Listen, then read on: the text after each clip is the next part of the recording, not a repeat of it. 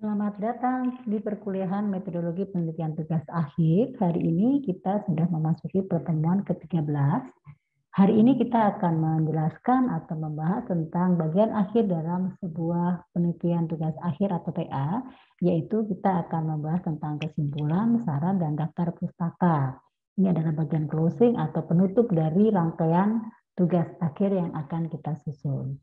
Baik, adapun tujuan pembelajaran pada hari ini adalah diharapkan kepada seluruh mahasiswa mampu melakukan analisis evaluasi terhadap topik penelitian yang mengarah pada pembuatan kesimpulan dan saran. Artinya dari semua penelitian dari bab 1, 2, 3, dan 4 itu dianalisis dan dilakukan evaluasi sehingga tersusunlah bagian akhir sebagai penutup yaitu kesimpulan dan juga saran-saran yang perlu disampaikan untuk keberlanjutan sebuah penelitian atau riset. Sasaran pembelajaran kita hari ini adalah tentu membahas tentang apa sih kesimpulan itu, dan selanjutnya adalah tentang saran-saran, apa yang akan ditulis dalam sebuah saran itu, dan yang terakhir kajian inti dari tulisan tugas akhir itu adalah tentang daftar pustaka atau referensi buku-buku atau jurnal atau literatur-literatur yang digunakan dalam menyusun buku itu atau tugas akhir. Baik, kita masuk ke bagian yang inti, yaitu tentang kesimpulan dan saran itu sebetulnya terletak atau dituliskan di bagian akhir, yaitu bab 5, kesimpulan dan saran. Nah, kesimpulan itu apa? Kesimpulan itu merupakan jawaban dari perumusan masalah dan tujuan penelitian berdasarkan hasil analisis penelitian.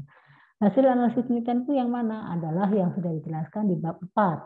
Nah, dari situ setelah kita melakukan analisis kan ada paparan, ada kesimpulan, ada evaluasi. Nah, situ disebutkan dan diringkas menjadi sebuah intisari yang dituangkan kembali di bab 5 sebagai sebuah kesimpulan. Jadi, kesimpulan itu bisa dibilang sebagai sebuah intisari, yaitu sebuah karya ilmiah atau karya tulis, khususnya tugas akhir. Nah, kalau jumlah subbab itu yang ada di kesimpulan tentunya disesuaikan dengan masalah tujuan penelitian dan analisisnya. Jadi kita juga bisa kembali melihat di bab 4 subbab-subbab yang ada di analisis di sebuah penelitian itu. Nah, itu dirangkum lagi, disarikan lagi menjadi sebuah kesimpulan. Nah, ini adalah contohnya, contoh membuat kesimpulan itu. Kesimpulan itu biasanya hanya satu halaman saja. Jadi kita bisa terbayang ya, dari beberapa bab halaman, 4 bab, atau bahkan sudah sampai puluhan halaman, tapi hanya disimpulkan menjadi satu halaman atau lembar saja. Ini berikutnya, nanti selebihnya bisa dilihat dari contoh-contoh di perpustakaan atau tugas akhir sebelumnya, cara membuat kesimpulan. Isinya adalah seperti ini misalnya, berdasarkan hasil analisis penelitian yang telah dilakukan di PT Gema Putra Buana, dapat disimpulkan bahwa perusahaan dalam strategi pembauran dan pemasarannya hanya menerapkan 7 unsur diantaranya sebagai berikut. Tentang produk jasa transportasi, limbah, pengadaan barang dan jasa, penyewaan alat berat, dan kedua adalah harga. Dalam penetapan harga PT Gema menerapkan sesuai jasa yang dipakai, jarak jauh tempuh kiriman yang memberlakukan perbedaan harga plat kuning dan hitam. Yang ketiga adalah tentang promosi dengan cara menerapkan direct marketing, personal selling, dan online marketing.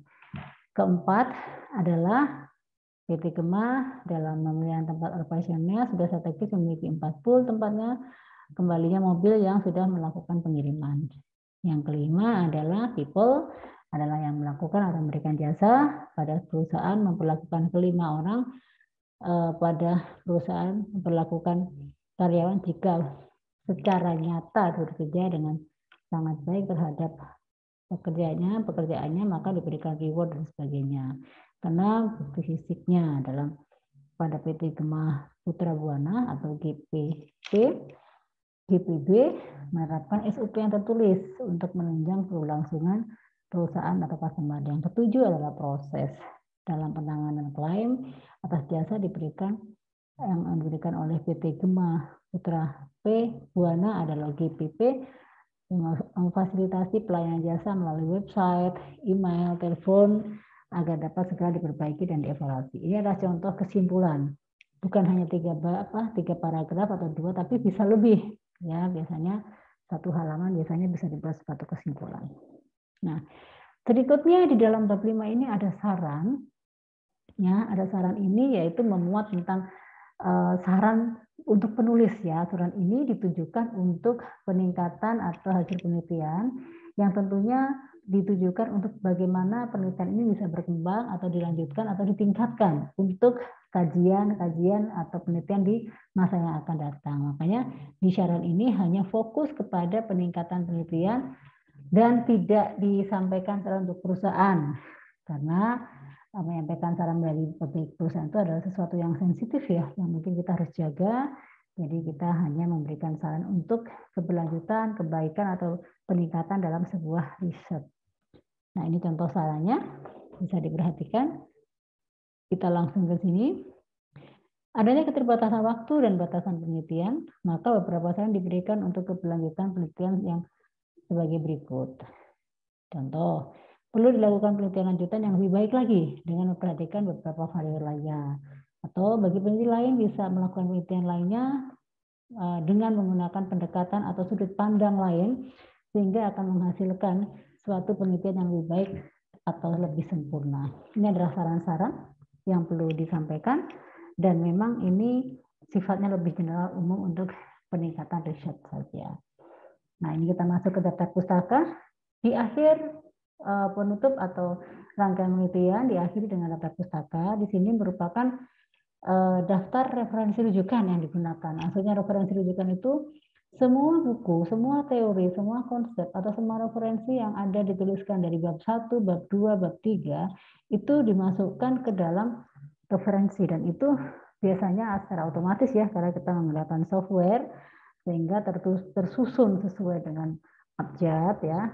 Tapi kita menggunakan acuan untuk saat ini menggunakan apa itu dengan melalui ada di fitur-fitur laptop atau komputer. Di atasnya itu ada pilihan bagaimana kita membuat sebuah daftar pustaka. Nah, apa yang dituliskan ya? Yang pertama nama pengarang ditulis mulai dari nama belakang atau keluarga diikuti dengan tanda koma sehingga nama yang dapat singkat dengan nama Cina, kecuali nama Cina.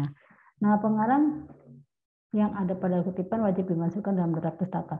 Jadi semua yang ada dimasukkan dari bab 1, 2, khususnya di bab 2 itu kan lebih banyak mengaji teori dan juga jurnal-jurnal itu semua dimasukkan ke sini. Ya. Gelar itu kalau untuk daftar pustaka tidak bisa dimasukkan. Ya. Jaraknya juga sudah ditentukan dalam buku panduan. Di sini direview kembali. 1 spasi, ya, marginnya kanan kiri. Batasan tahun adalah 10 tahun terakhir, berasal dari minimal 8 buku atau 10 buku ya minimal. Itu belum ditambahkan dengan jurnal. Nah, jika referensi berasal dari buku, artikel jurnal, proceeding bapaknya juga sesuai dengan Mendeley. Dan ini bisa menggunakan software atau aplikasi atau fitur yang ada di laptop yaitu menggunakan Mendeley. Nah, itu contohnya seperti ini. Ya, kita tadi sudah sampaikan penulisan daftar pustaka rujukan menggunakan APA Guide atau American Psychologist Association. Nah, ini contoh-contohnya penulisannya seperti ini.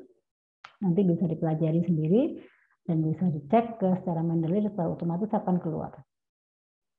Nah, ini contoh beberapa kutipan kalau dari buku seperti ini, buku yang 2 penulis seperti ini, buku dengan 3 penulis seperti ini, buku yang dari lebih dari 4 itu ada tambahan dan kawan-kawan. Ya, terus kalau dari skripsi atau disertasi itu seperti ini. Kalau buku saduran terjemahan seperti ini, misalnya kita menggunakan Don Bosco, nah itu ini kita menggunakan Armstrong atau Keller apa Kotler, nah itu bisa dimasukkan sebulan seperti ini. Kalau makalah dalam seminar seperti ini, artikel dalam jurnal dan makalah penulisannya seperti ini. Nah, kalau internet boleh, tapi kita harus fokus kepada misalnya kuliah umum ya, tapi ini sebaiknya tidak disarankan, hanya tambahan saja. Kalau kita melihat dari web seperti itu. Baik, ada pertanyaan?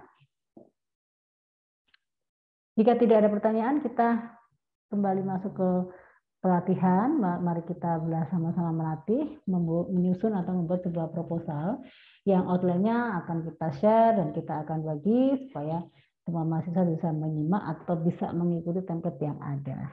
Nah, akhir kata, perkuliahan ini saya cukupkan. Kita akan melakukan latihan secara mandiri dan kita akan berdiskusi bersama. Demikianlah paparan materi kita pada hari ini.